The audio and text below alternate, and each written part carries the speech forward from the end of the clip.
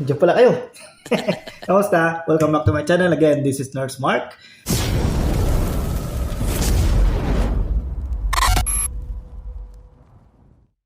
So ayun, bigla ko lang naisipang gumawa ng video na ito kasi gusto kong sagutin yung isang tanong ng ating subscriber na kaparehas natin nagtatrabaho dito sa Saudi Arabia bilang nurse. So gusto niya mag-take ng NCLEX exam doon sa India. So tinanong niya kung ano ba yung mga dapat niyang i-prepare, kung ano ba dapat yung mga gagawin niya, okay, para makapunta doon ng safe at walang aberya. Okay? So ikwento ko yung experience ko para at least may mapulot kayo sana na mga impormasyon at magamit nyo para sa inyo rin, okay? So, wag na natin patagalin pa, umpisa na natin to. Ano nga ba yung mga ginawa ko? Okay, nag-start ako sa side ng employer ko, inayos ko muna doon, tapos pumunta ako sa visa na mismo. Okay, so una, nag-request ako ng exit re-entry sa employer ko. Okay, so nga pala, nag-start ako mag-process 1 week before ng flight ko para syempre may allowance ka just in case na may mga mangyari na hindi mo inaasahan, maayos mo pa, di ba? So ayun, nag-request ako ng exit re-entry, okay, sa employer ko na naka-address sa General Consulate of India kasi yun daw yung kailangan ko. Pero ewan ko lang sa iba kung nagtatanong pa ba sila kung para saan. So yun nga, nakuha ko yung exit re-entry ko ng around 2 to 3 days, yeah.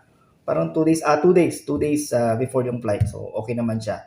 So after that, while waiting, after ko mag-request, pumunta ako sa General Consulate of India dito sa Jeddah, okay, para magtanong mismo. Although nagtanong naman ako sa mga kaibigan ko kung ano yung mga kailangan, pero mas gusto ko pa rin siyempre yung doon manggaling para sigurado tayo. So ayun, nagpunta ako doon, tapos in-advise ako na pumunta sa isang visa processing agency.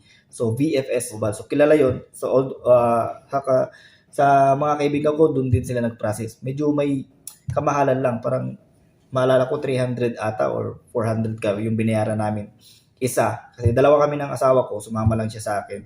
So parang nagbayad ako ng 600. Okay, plus manang ganun. Or 400, ko lang maalala. Basta range lang lang. Depende kasi sa rate. Depende sa ano kasi parang dollar yung babayaran eh. 300 to 400 yon. So, ano yung mga requirements na hiningi sa akin nung pumunta kami sa VFS Global? Okay.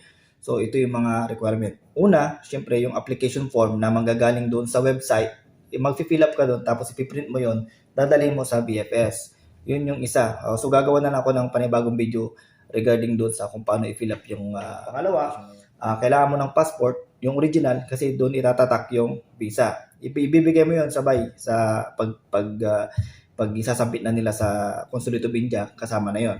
Tapos 2x2 picture, tapos ikama, syempre dito tayo sa Saudi, ikama, tapos ano pa ba, return flight booking, tapos confirm din na hotel booking, tapos certificate of employment, yun, kailangan yun. Tapos kung kaya nyo mag-provide din ng parang payslip, siguro mga 3 months before, within 3 months ba, yan, na latest na payslip mo, magkuha na rin kayo. So ganun lang, yun lang yung mga kailangan.